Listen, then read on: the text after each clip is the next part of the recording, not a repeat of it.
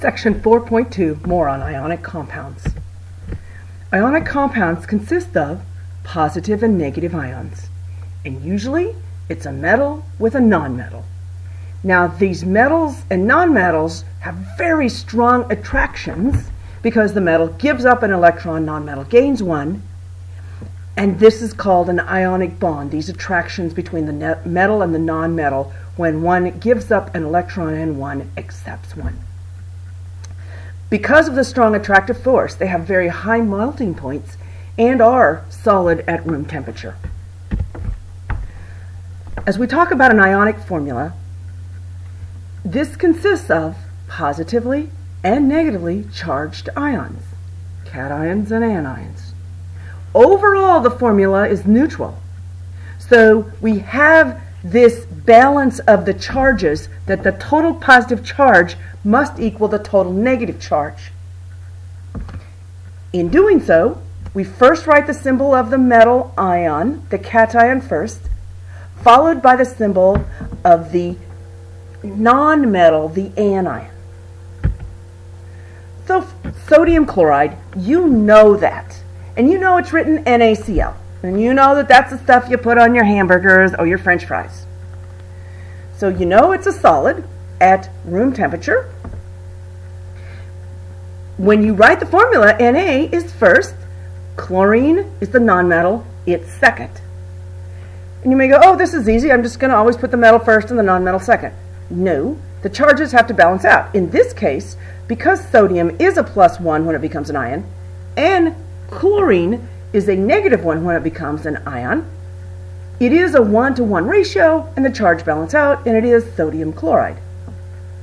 But what happens when we have something that isn't a perfect 1-to-1 ratio? Let's see, and let's visualize that.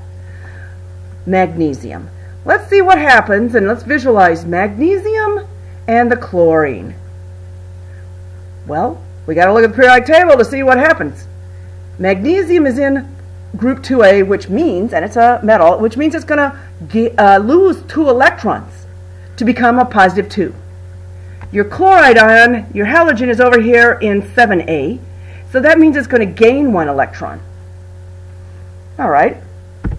So, when we look at that, the magnesium loses 2 electrons. The chloride ion needs to gain 1 to become the ion. And it's going to take 2 of these chloride ions to absorb and to take over both of the electrons that are given up by the magnesium. Why? So we have an overall 2 positives and 2 negatives. And notice when we're writing the charges, where the charges are written. The charges are written up here as superscripts, up here at the top right-hand side. So when we come down here, we have 1 magnesium ion, Mg2+. So we have 1 of the +2. We have 2 of the chloride ions. We have 2 of these -1 charges. So when you do the math, the overall charge is 0. So when we write the formula out, we have 1 magnesium and we have 2 of the chloride ions. Notice, this 2 represents how many of the chloride ions there are. Whereas if the number or item is up here, that represents the charge. All right. Well, let's look and see. Our next one that we're going to do is going to be sodium sulfide. And sodium sulfide's formula is already written, but let's think about it and why. So the reason why I put my periodic table right here was sodium is in the first family, group 1A, so it becomes a +1 charge. Sulfur is in group 6A, it becomes a -2 charge. Well, since we must have the charges balance out, we're going to need 2 sodiums, because sodium's a +1 charge. I'm going to need 2 sodiums to balance out 1 of the sulfide ions, because the sulfur, when it becomes an ion, is going to gain 2 electrons to become a -2 charge. So we're going to need 2 sodiums to every one sulfide ion. So when we write this 2 means 2 sodiums.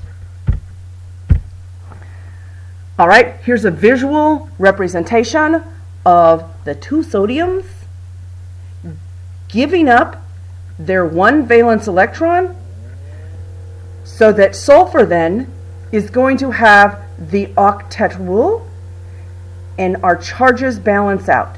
2 positives plus 1 negative 2 is an overall charge of 0, so hence we're going to write Na2S, sodium sulfide. Well, let's see what happens and explain sodium nitride. All right, so here's Na3N. Well, just to remember, let's look and see why it is that. Look on the periodic table. We know by now sodium's a +1. Nitrogen over here is a nonmetal, and it's going to take on 3 electrons. It's going to gain 3 electrons when it becomes an ion, and so it becomes a -3 charge. We also are going to change the ending to IDE to represent that it became the anion. So don't go, whoa, where's sodium nitrogen? Well, we're going to call it sodium nitride because on the anions we change the ending to IDE. That's another story for another section. But right now we're trying to visualize these charges to see why overall it balances out. So because nitrogen is a -3, we're going to have a total of 3 positives. So that means we're going to need a 3 in front of our sodiums here. So 3 of these plus 1 of these. And then as we write that, you'll notice Na3. This 3 right after the Na represents 3 of just these sodiums. We need 3 to balance out the -3 charge. Now notice, once we've now written our ionic formula, we don't include the overall charges when we're all done. You may go, why not? Because you're not done until the overall charge equals 0 and balances out to 0.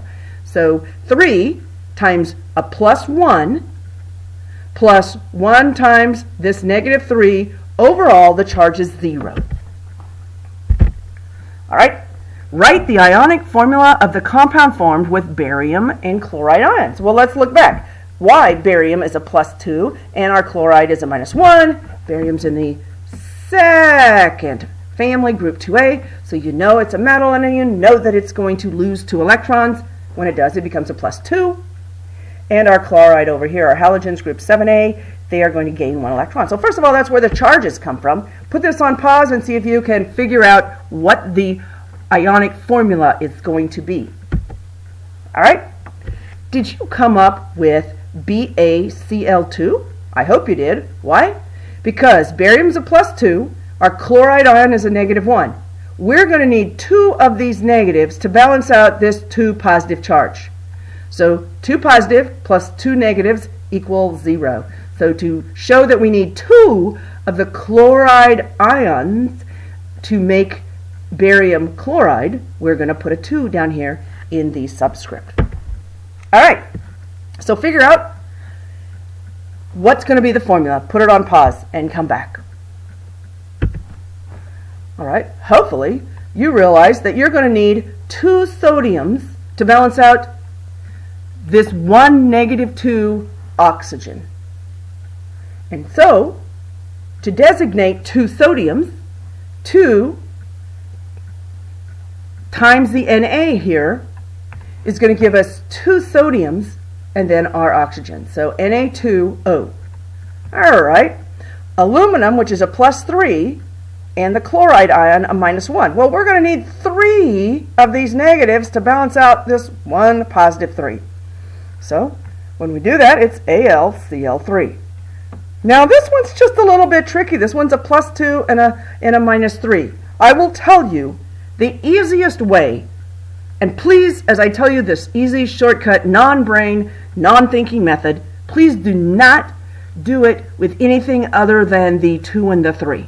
Because if you do, you might mess up with other items. You might get it right half the time and might mess up half the time. However, and so I don't want that. So But if it's a +2, or if it's a 2 and a negative, either plus or negative, either way, there is a shortcut. Just plug in our formula, our MgN, and then take this 2 and put it down here by the nitrogen, and take this 3 that would be up here and put it here. Then you got your answer. But let me explain why. Okay, so let's say you were in math class and you needed to find the common denominator for a 2 and a 3. Well, you know that's 6. So, what times 2 is 6? Well, 3 times 2 is 6. So 3 times 2 positives is a +6. Now, what times 3 is 6? That's a 2. So 2 times -3 is a 6. So you have an overall 6 positives and 6 negatives, which balances out to a 0 charge. And hence, you will notice here we have our 3 magnesiums and our 2 nitride ions, Mg3N2.